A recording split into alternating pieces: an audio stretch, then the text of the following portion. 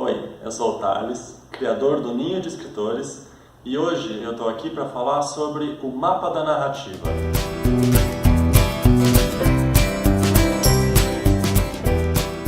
O mapa da narrativa é uma ferramenta que eu sempre peço e ensino para as pessoas que me procuram no Voo Solo, que é o projeto de mentoria para o desenvolvimento de projetos de escrita dentro do Ninho de Escritores. Para entender qual é a função do mapa da narrativa, a gente precisa compreender que uma história ela é uma sequência de causas e consequências.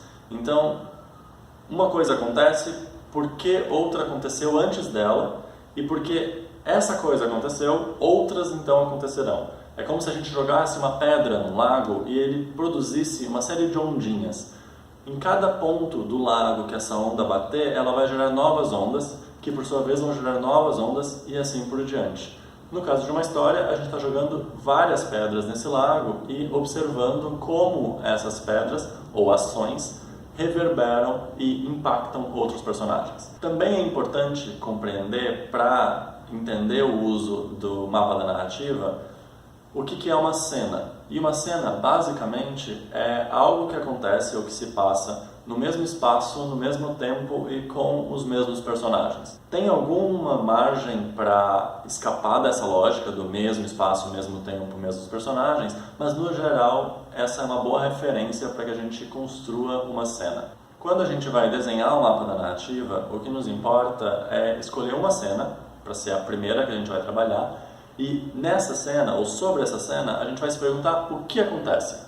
Quem são os personagens que estão envolvidos, por que importa para eles estarem nessa cena, e aí o que acontece, basicamente, é a informação de como eles chegam à cena e como eles saem da cena. Porque se a gente entender que uma história é sobre como as coisas mudam e como essas mudanças afetam os personagens, toda cena ela vai ser uma história de uma pequena mudança. Pode ser uma mudança de ponto de vista, pode ser uma mudança de relação entre personagens, pode ser uma mudança de status de existência.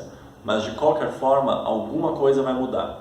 E acompanhar essa mudança é exatamente para que serve o mapa da narrativa. Então a gente tem uma cena para a qual a gente olha e se pergunta o que acontece nessa cena. As cenas seguintes têm que responder uma outra pergunta, que é e então?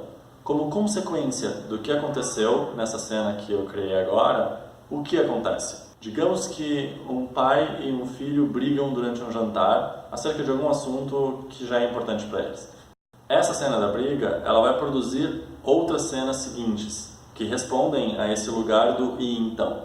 E esse então pode ser, por exemplo, o pai vai atrás da mãe com a qual ele não fala há 3, 4, 10 anos e inicia uma reação com ela para tentar lidar com a divergência que ele está tendo com o filho. E isso vai levar a história a se encaminhar para frente, porque a reverberação dessa ação do pai é justamente encontrar a mãe e o que essa nova relação produz. Que com certeza vai dialogar com o que o filho faz e a mãe vai entrar na história, enfim. E depois dessa conversa entre eles, e então o que acontece?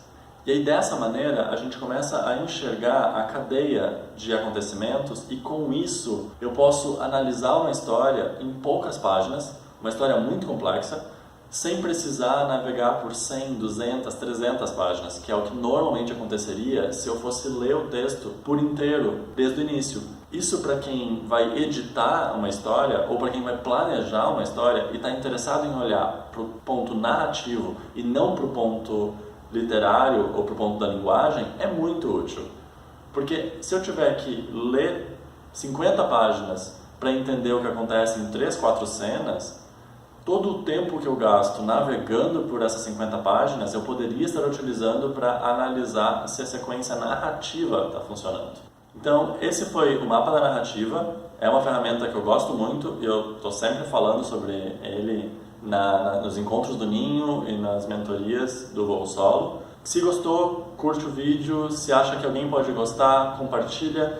E deixa um comentário para eu entender como é que está sendo a tua relação com o mapa, se precisa de ajuda, se está claro, se quer que fale mais sobre alguma coisa. Tá bom? Então, até mais!